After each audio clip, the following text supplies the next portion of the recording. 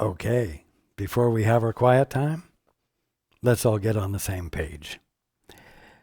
If you're in the Sparkly book, it's page 369, the last paragraph. If you're in the second edition, it's page 322, paragraph 2. If you're in the first edition, it's page 300, the first full paragraph. If you're reading from the ACIM, it's page 155, the second full paragraph. And if you're reading from the CIMS edition, it is page 311, paragraph 86. Okay, let's take a few moments to be quiet together.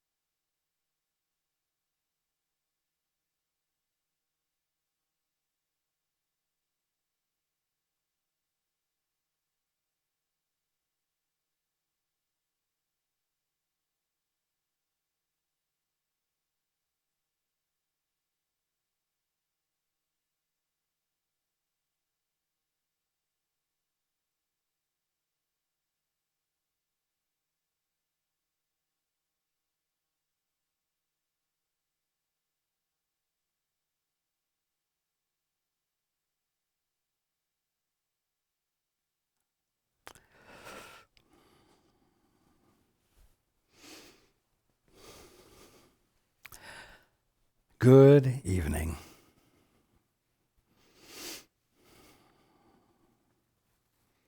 And welcome to everyone who's joining us on the internet.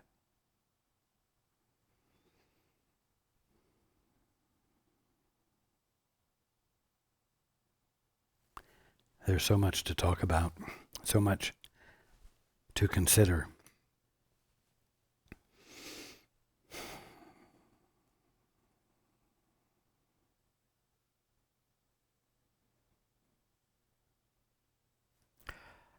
A sign outside a church said, "If you want to find your way home, use GPS. God's plan for salvation." That is what the sign said.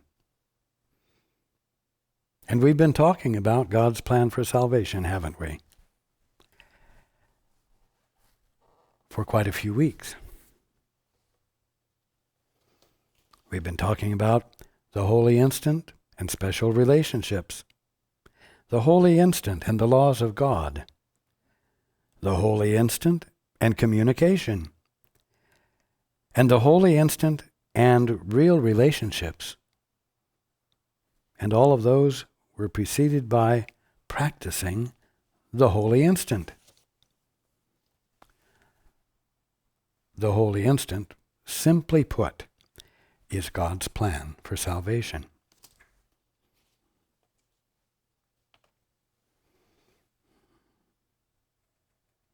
Now, when you're depressed, when you're ill, when you're discouraged, when you're experiencing hurt feelings, whenever anything negative is going on, it's from one of two things.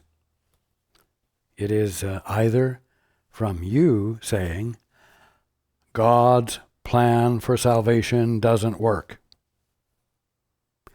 Or you're picking up on the energy of someone else saying, God's plan for salvation doesn't work. And there's one other option, and that is that either you or someone else whom you're picking up on is saying, I don't want God's plan for salvation to work.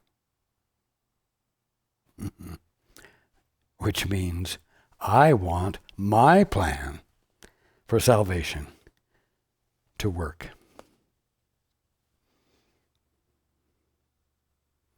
Now, mind you, none of those things create a good feeling. None of those things allow for peace to emerge, or for love and joy to emerge from the peace, and provide the environment in which a sudden shift of perception can occur. Those things simply cannot happen.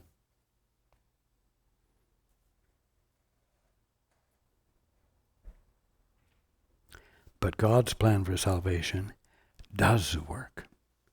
And God's plan for salvation is guaranteed to work.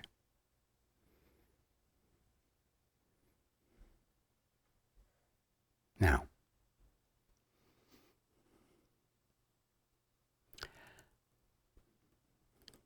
there should be a cartoon drawn that shows a view of hell with flames, brimstone, and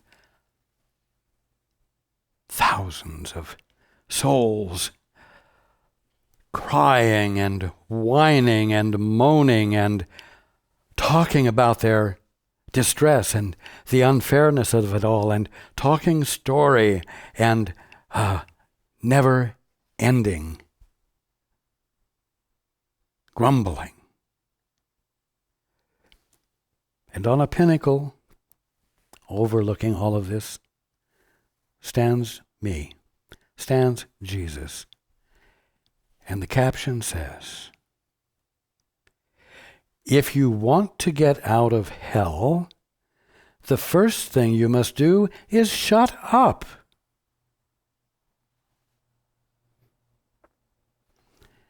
Which, of course, is the first step of the two-step, isn't it? If you want to get out of hell, if you want to get out of the constant rehearsing of your bad luck and the constant rehearsing of the unreasonableness and the injustice of what's going on in your life, the first thing you must do is shut up. The two-step is another description of the holy instant.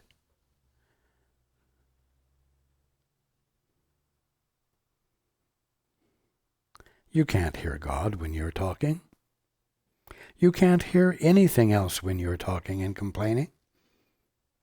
The reason you're talking, the reason you're complaining, is so that someone else will hear you. So you're not interested in listening. You're interested in someone else listening. You're interested in occupying someone else's mind and attention with your story, with your distress, with how terrible it is in hell, and the fact that God's plan for salvation doesn't work, so therefore you are eternally stuck in hell, right? But there is a way out. There's a way out of the hell that's called the human condition, the hell that is made up of the constant state of ignorance and the suffering that accompanies not knowing the truth. There is a way out.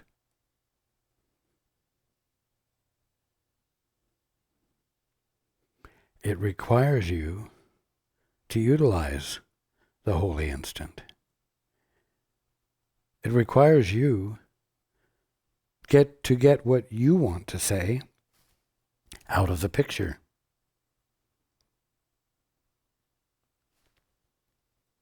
It requires that you stop being the authority, the asserter, if you will. It requires that you become still and receptive.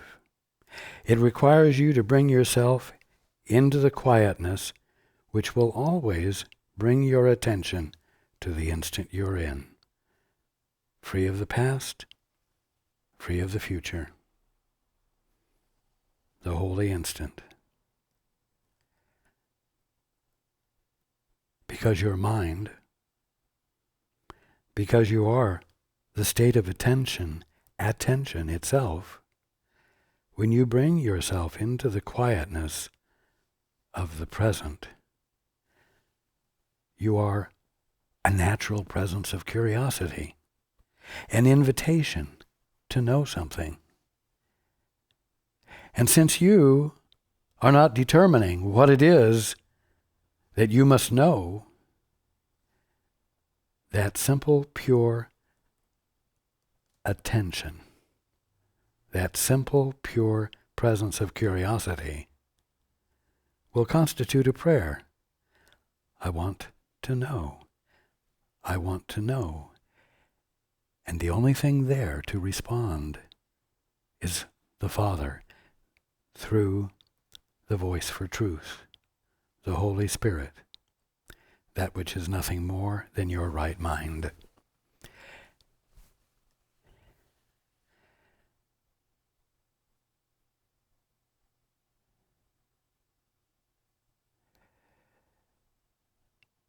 Now, we've talked at length about this for a number of weeks. And I want to take a moment tonight to point out to you that the purpose of talking about this has not only been to emphasize the fact that the Father's plan for salvation works and is guaranteed to work,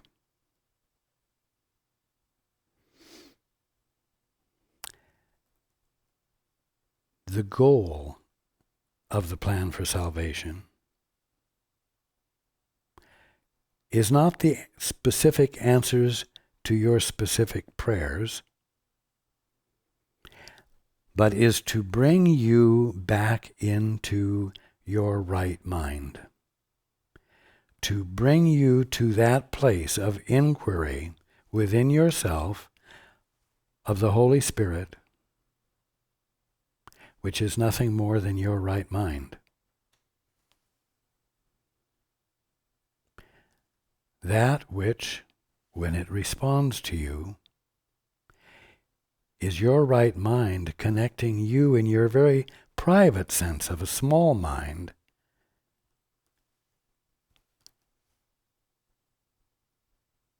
and undoing the boundary between the two.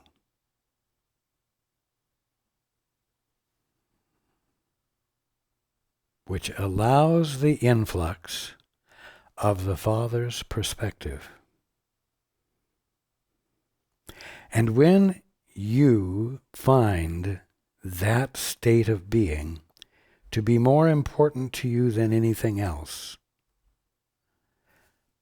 a right mind and a wrong mind disappear. Your right mind, the Holy Spirit, and the little separated off part of that mind, which you've claimed to be the entirety of you, which has been designated as the ego, those two things cease to be two things because the boundary, the artificial boundary, separating off a small part of what you are in your entirety, has dissolved, and unity, wholeness, totality has replaced it. The integrity and wholeness of you that is in no way different from the mind of God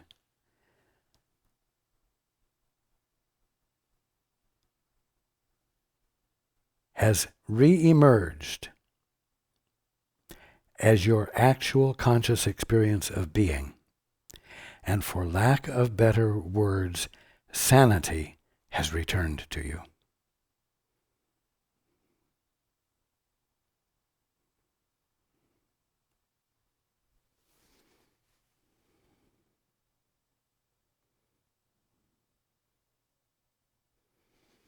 Now, the point of all of it is not to get a leg up on the human condition, not to have a way to make the human condition improve, although that will happen. The point of it all is to no longer be crazy, if I may be blunt, is to no longer be experiencing distortions and thinking that what you're experiencing is actual, real, orderly, and the stuff of life, which somehow you have a way of imagining that God created that way, so that you're completely at peace with an experience of stress, of sin, disease, death, suffering. You see? So, a sudden shift of perception, a miracle, occurs in the holy instant.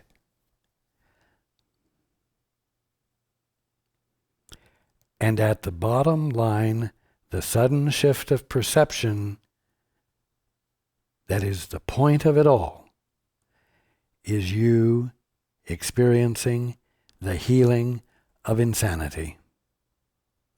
You coming fully back into your right mind, your inseparable oneness with God, where every aspect of you reflects an intent, that intent being, Thy will be done, God, Father.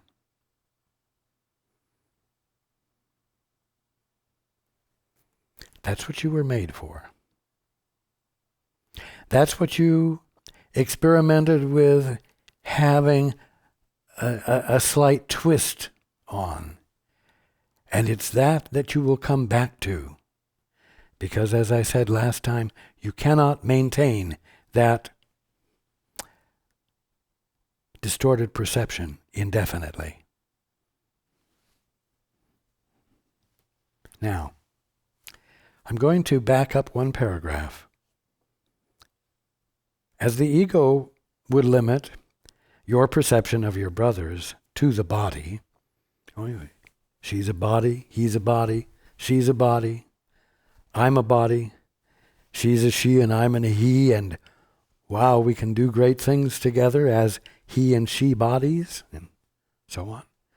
You see, as the ego would limit your perception of your brothers to the body, so would the Holy Spirit release your vision and let you see the great rays shining from them.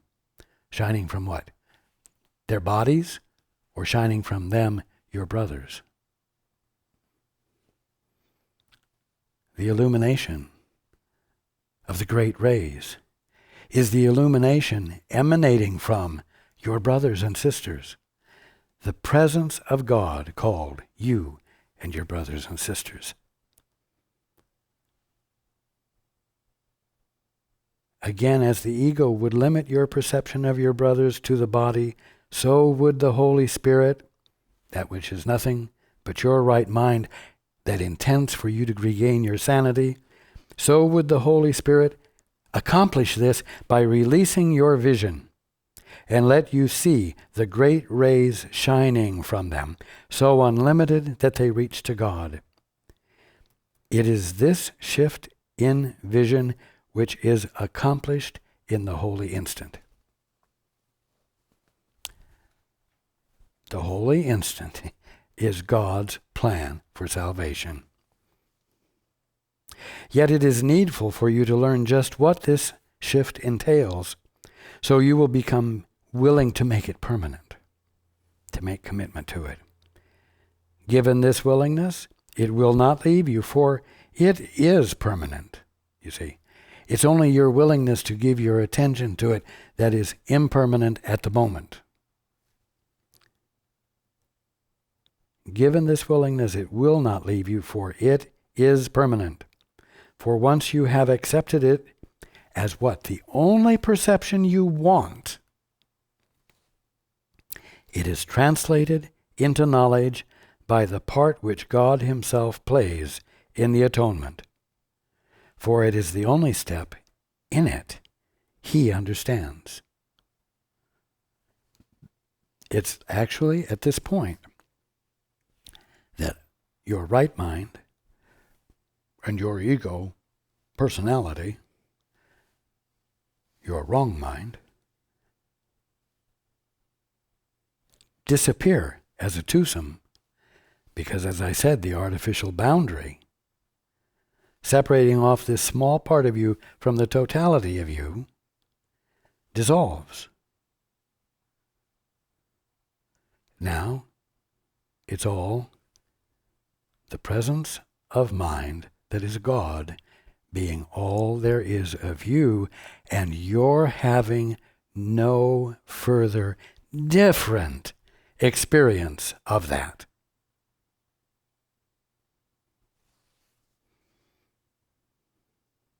Therefore, in this, there will be no delay when you are ready for it.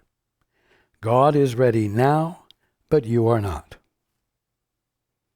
Now, continuing, our task is but to continue as fast as possible the necessary process of looking straight at all the interference and seeing it exactly as it is. For it is impossible to recognize as wholly without gratification what you think you want. You see, you wouldn't want it if there was not some form of gratification in it. And so, what doesn't contribute to your sanity, even though you presently find gratification from it, has to go through a transformation of some sort that allows you to see that it's not gratifying you. That although the thrill of the chase may be exciting, the fact that you never consummate it by catching what you're chasing, that should be all it takes for you to abandon what doesn't work and to abandon thinking that there's satisfaction in trying to accomplish what can't be accomplished. Now, the body is the symbol of the ego, as the ego is the symbol of the separation. Okay, so here we are. Here you are. You are the presence of mind, as God has created you, as God is creating you, as God is being you. You are the unseparated totality of the conscious awareness of infinity and eternity that's called creation. The conscious experience of all that God is being eternally. And then, for some strange reason, it's as though you've blown a little soap bubble right in the middle of this infinite mind that is your presence, that is presencing itself, and it's you. And this little soap bubble has enclosed a small part of the totality, so that everything in it is some part of the totality of God, of you. Everything in it's real, but the boundary's artificial. But the boundary is being interpreted as you. And it's a novel experience. And you have fun with it initially. You're enjoying the autonomy, the separation, okay?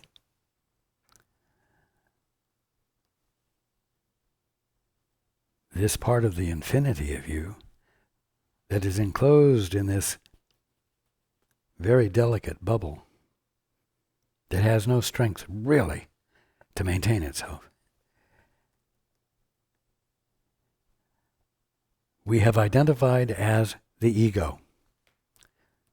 So, the separation, which really means that a flimsy surface, a sphere, has enclosed a part of the infinity of you. It becomes the symbol of separation. And then, from that tiny vantage point, something that hadn't been important on its own before suddenly has become important, and it's what you call your body. And so, the body is the symbol of the ego, as the ego is the symbol of the separation, you see? And both are nothing more than attempts to limit communication, and thereby to make it impossible.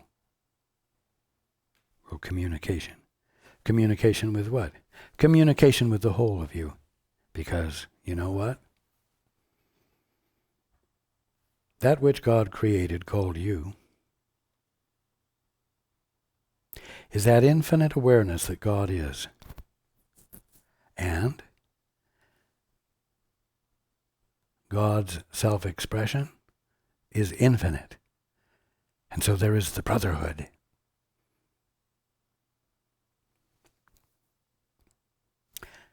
And all of your brothers and sisters, all the sons and daughters of God, will say, are present in this infinite mind that is God, that is creation, that is your conscious experience of being.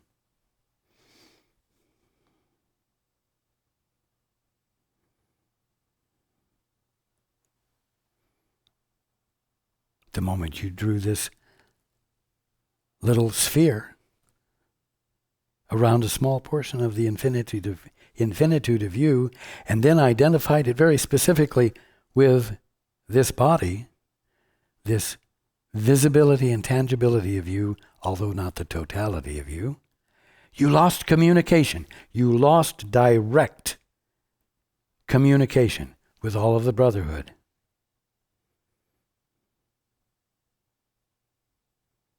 And I've described this before in a helpful way. If you would imagine a large crystal ball with many facets all around the surface of the ball. And if you were to imagine every facet as what you could call an individuality, you and all of the brotherhood, all of the sonship. Well, if you were to be inside this crystal sphere with all the facets, and you saw all of the facets from the interior, you would recognize Mary and Joe and Peter and all of the sonship. And they would just be over at the other side of you, so to speak, as you would be over at the other side of them. And the interior of the crystal ball would be the continuity of you extending to everything and everyone else. For everyone else, the interior of this ball and all of the other facets would constitute part of the totality of them. All of you would be the same one, you might say. In this way, you could see that you have communication with everyone, and no one is different from you, but no one is the same as you. But now, you've had this little imaginative experience of separating a small part of you from the totality. And in effect, it's as though the facet you are on the surface that you were experiencing from the interior flips, and suddenly you're on the exterior. And now there's Mary and Joe, and well, you can't quite see everybody anymore, but there are a bunch that are close by, and but now you have to yell. You have to do something to get their attention because they're not all connected with you, but they're all close by. And so you've lost communication. You've lost union. You've lost communion. You see? You've lost communication. The body is the symbol of the ego, as the ego is the symbol of the separation, and both are nothing more than attempts to limit communication and thereby to make it impossible. For communication must be unlimited, you might say. It must occur from within, where the wholeness of all is continuous and unseparated. In order to have meaning. And deprived of meaning, it will not satisfy you completely. Yeah, flipped over on the outside, trying to experience connection and relationship will not satisfy you completely. Yet, it remains the only means by which you can establish real relationships. Unlimited communication remains the only means by which you can establish real relationships. So you might say that waking up is doing the two-step, leaning into the Father. You might say it's sort of like leaning in to the interior of the crystal ball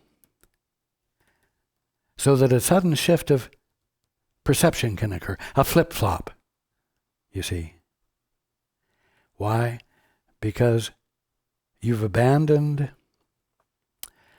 the glory you thought would be embodied in your being on the outside, where the facet that you were was quite distinct from all the rest, and might become something of importance on its own, you see.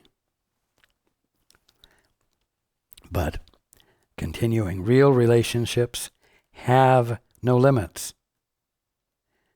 Having been established by God, real relationships are the relationships from the interior of the crystal ball. Now, we're going to leave the crystal ball symbol and continue here. In the holy instant where the great rays replace the body in awareness, the recognition of relationships without limits is given you. What does that mean when the great rays replace the body in awareness? In other words, when the illumination of love, that is the substance and character and nature and motivation and presence of your brothers and sisters and you,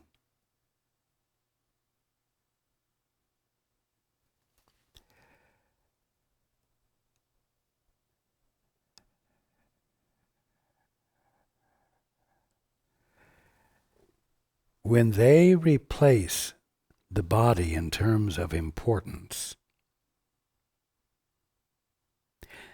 when they replace the body and the uses you have been putting the body to for communication,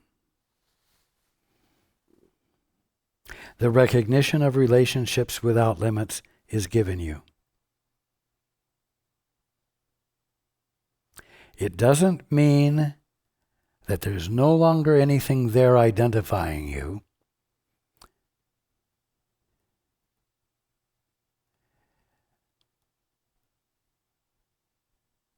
it means that the meaning of body has shifted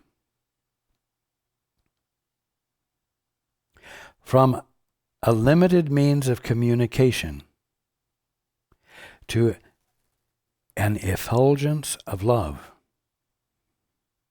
that reaches all the way to the Father, completing the circle of communion, of communication, of making one a wholeness out of what had been two.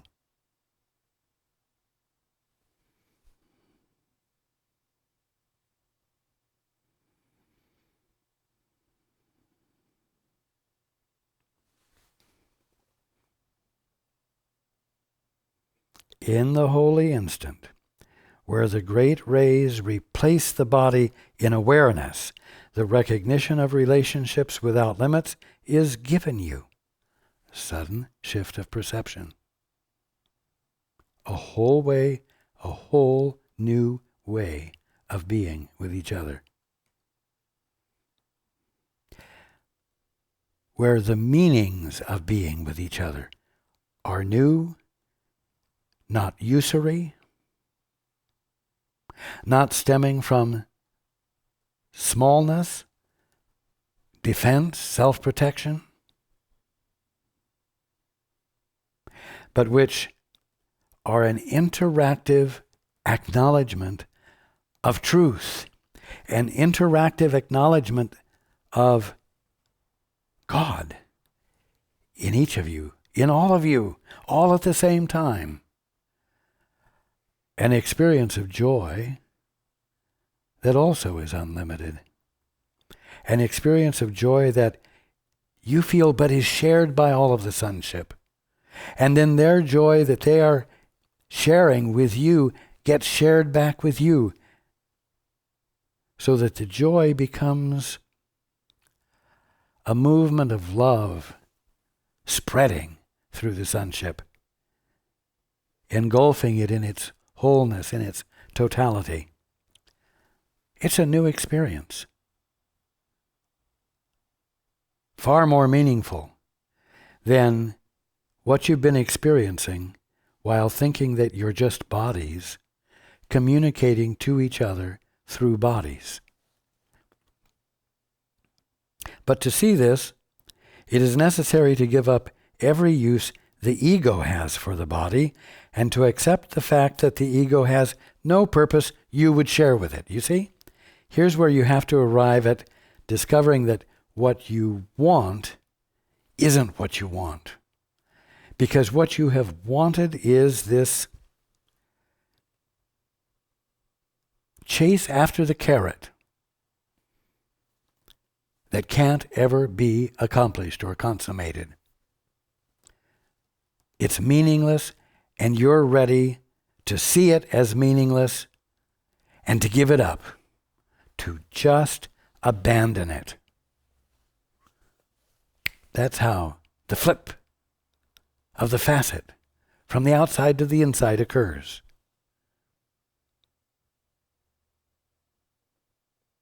For the ego would limit everyone to a body for its purposes, and while you think it has a purpose, you will choose to utilize the means by which it tries to turn its purpose into accomplishment, which is to continue running after that carrot forever, and thereby provide yourself for a forever experience of frustration and seeming justification to think that God's plan for salvation doesn't work.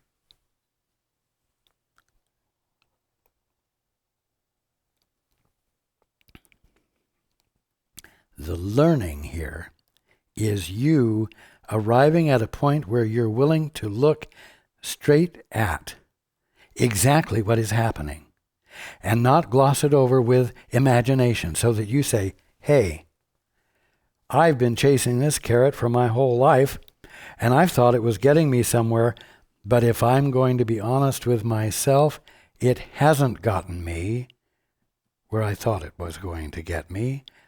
And therefore, I'm going to give up on that. And I'm going to try God's plan for salvation.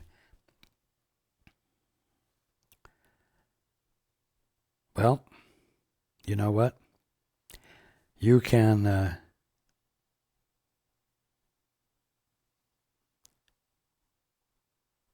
practice the holy instant. And maybe because there's residual reluctance to believe that what it represents can be true, you don't experience it. And then you seem to have justification for saying, but God's plan for salvation doesn't work. Well, I'm here to tell you that it does, and that it is guaranteed to work, and that if you have a seeming incapacity to believe that it works, you have to persist in the face of it. Now, you know what?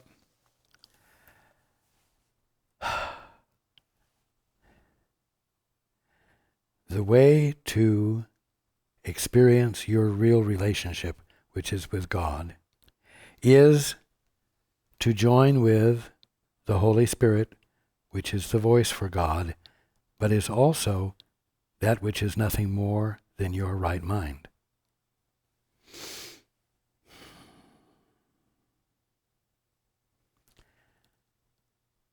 And you say, "Oh, I can't hear my guide."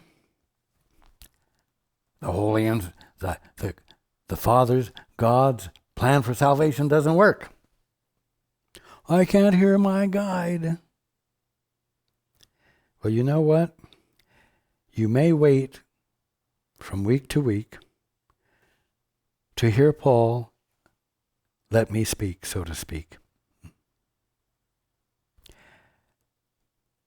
as a substitute for hearing your guide. But you know what? More than the information that I lovingly share with you every week, you are seeing a demonstration of the fact that the two-step works. You are seeing a demonstration of the fact that the holy instant works. You're seeing a demonstration of the fact that God's plan for salvation works, even though Paul hasn't made total commitment yet. The point is that when you say in so many words that the only way back home that you've been told about, which is to connect with your guide, which is the Holy Spirit,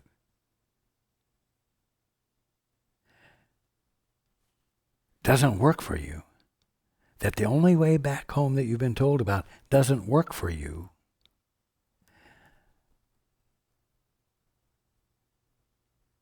you're creating a false learning for yourself and delaying the inevitable.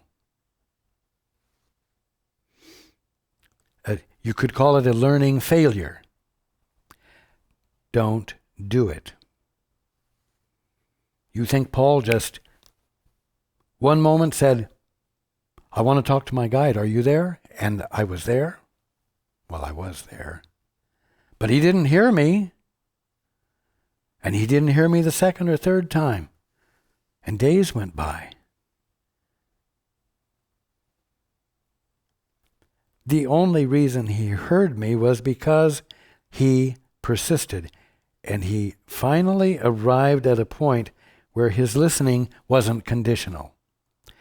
In other words, he wasn't saying, if you speak to me tonight, I will listen.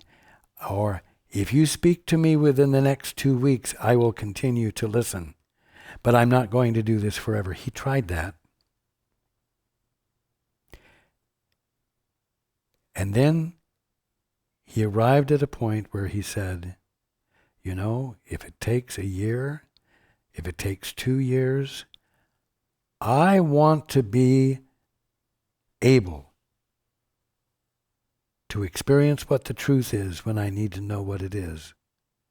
And that's more important to me than a time limit. That's more important to me than trying to leverage the universe to get it to do what it's going to do when I want it. And so he started sitting down to listen with resolve. Not force, not willfulness, but with an absence of impatience. And you're going to have to do the same thing because it's the only way home. If you want to get out of hell, the first thing you're going to have to do is shut up. There ain't no other way. And it is a very direct route. But you're used to complaining.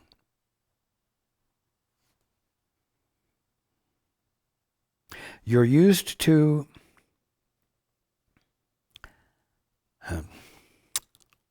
what might be called an orphanage welfare system, where the worse your need is, the more help you get, and the less need there is for you to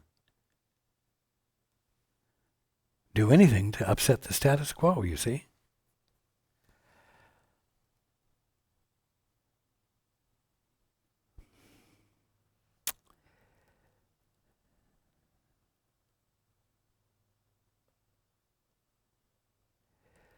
So, the ego would limit everyone to a body for its purposes, which are to chase after the carrot, and while you think it has a purpose, you will choose to utilize the means by which it tries to turn its purpose into accomplishment. This will never be accomplished. See, that's the honesty that you have to arrive at, the awareness. This will never be accomplished. Yet you have surely recognized that the ego, whose goals are altogether unattainable, will strive for them with all its might, and will do so with the strength which what? You have given it.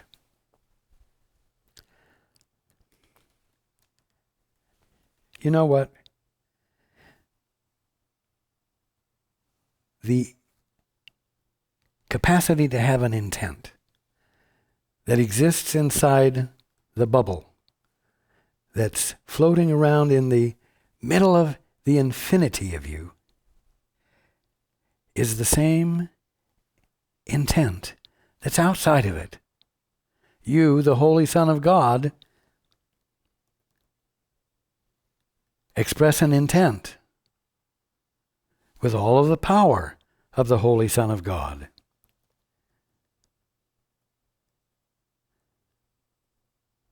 The ego, whose goals are altogether unattainable, will strive for them with all its might, and will do so, what? Not with its strength, but with the strength which you, the Holy Son of God, have given it. The only thing is, you really like this little delicate bubble. And you say, I have no power. I want something, but I don't have any power. I'm not connected with any power source. I just have my own guts and my own capacity to try to do things, and I'm improving it all the time, you see. But I'm really helpless and hopeless. And I'm really struggling in my life. And oh, there you are down by the river Styx with all the flames, talking story about how awful it is and how stuck you are, you see. And it's all crap. It's all imaginary. And it all seems believable because you just love this bubble. Which, I must repeat, is so delicate that it really is not going to take any force from you to pop it. Okay? And that's what we're learning about the two-step and the holy instant.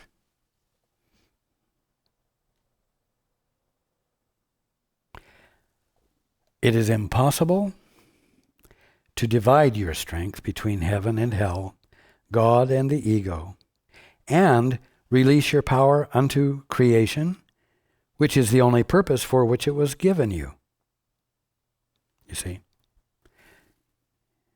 You can't split up your attention and give your full attention to two different things at the same time.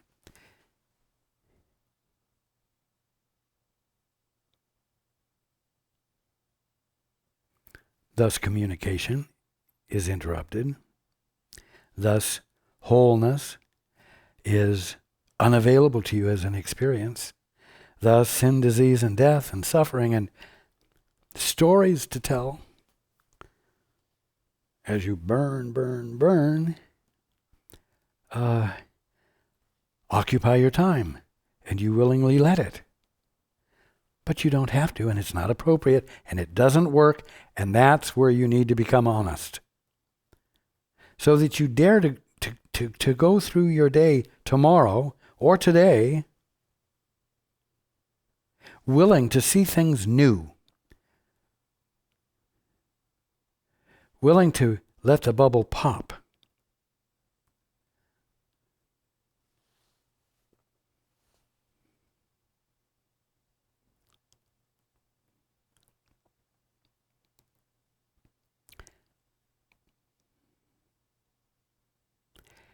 And the way you will to have it pop without using force or bringing force to bear upon it is to simply neglect to do anything else. You see? Simply neglect to do anything else. In other words, shut up. Shutting up brings you into quietness. Shutting up brings you into quietness that is peace. Shutting up brings you into quietness, which is peace, which is the now, which is the instant in which the attention that you are, because you are mind, constitutes an unwillful desire that allows the Father to answer, that allows the Holy Spirit to answer and pop the bubble, and bring back into oneness that which always had been one, except for this little flimsy bubble that looked like it separated this part from the big part.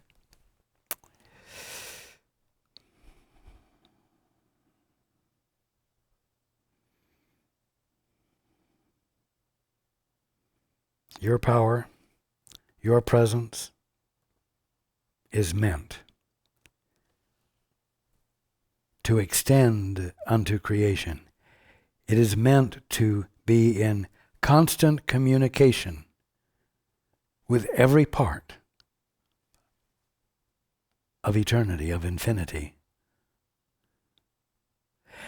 And because its nature and function is love, it's a movement, a forever movement of behold, I make all things new. Creation.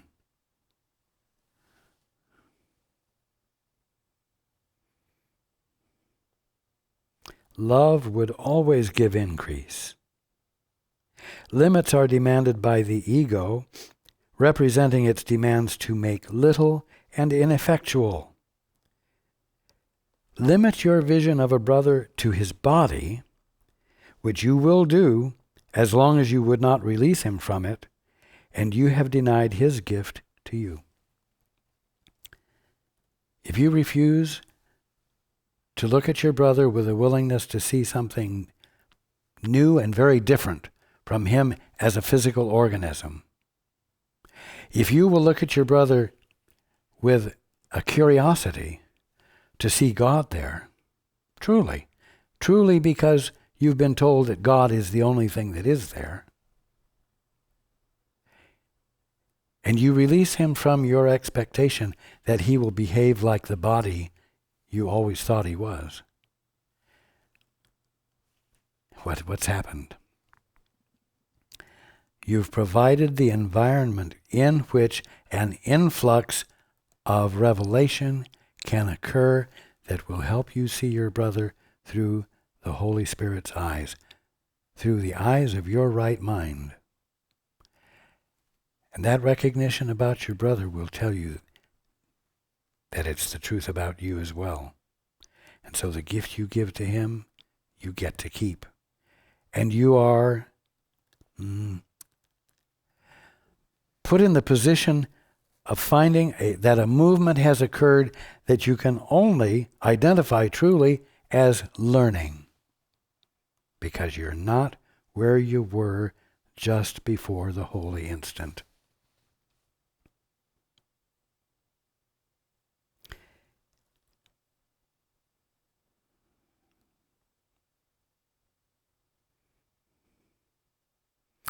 His body cannot gift. His body cannot give it. His body cannot give the gift you need, which is the realization of the Holy Son of God that you are, which is a realization that you are, your very being is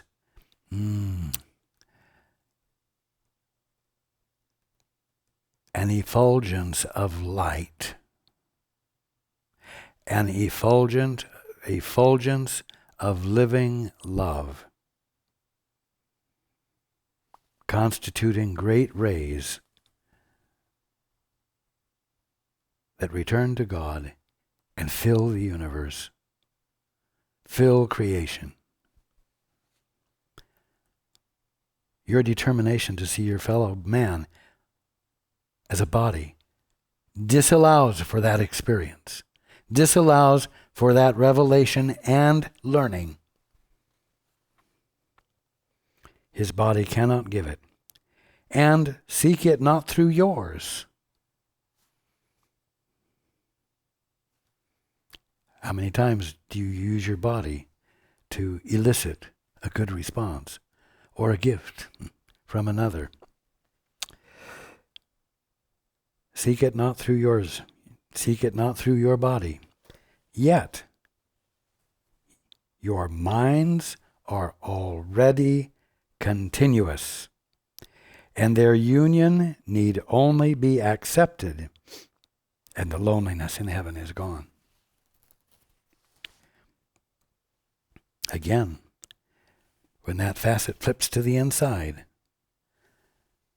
so that your view of everything is an interior view, you find that your minds, the minds that appeared to be individual and separated from the outside of the faceted crystal ball, are really continuous and unseparated in any way when viewed from the interior. And even though they are continuous, the facets do not disappear. The sonship does not dissolve into an undifferentiated mass of love.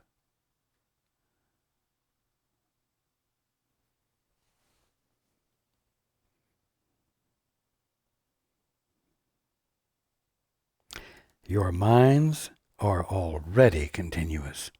Right now, when you're not experiencing it all, simply because you're flipped to the outside and you're looking around on the surface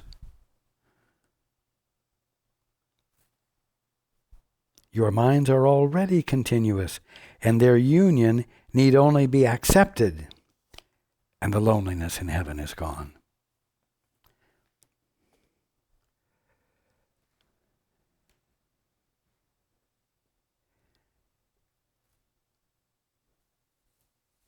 If you would but let the Holy Spirit tell you of the love of God for you, and the need your creations have to be with you forever, you would experience the attraction of the eternal.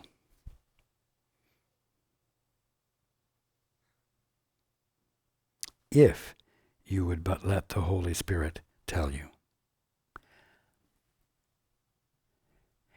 If you would but let the telling of the Holy Spirit register with you, this would be your experience. Because the Holy Spirit hasn't stopped for a moment. From that time when you decided to ignore it, the totality of you, in favor of this interior of a flimsy little soap bubble. Remember, we're not here to repair or reform the orphanage. We're not here to improve the human condition. We're here to have sanity returned.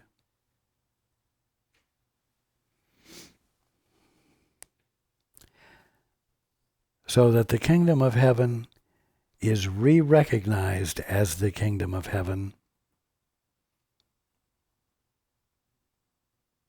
Because you've decided not to observe it through the lens of private selfhood and independence that cause it to be nothing more than a physical universe having nothing to do with God and being holy in no way.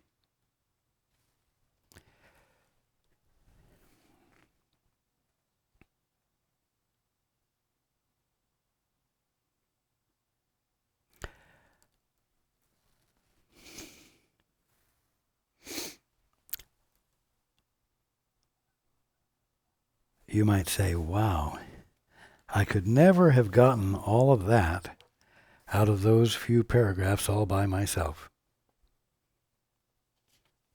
And that would be the truth.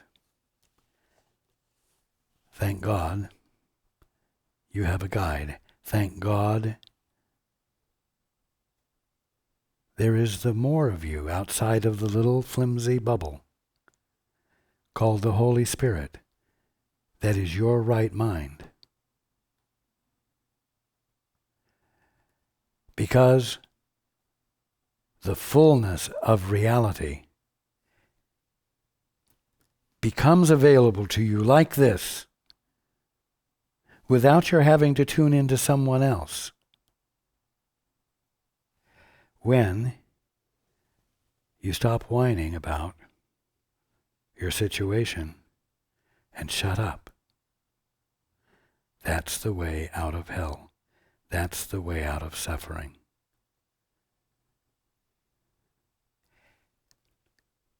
Enjoy shutting up this week, often.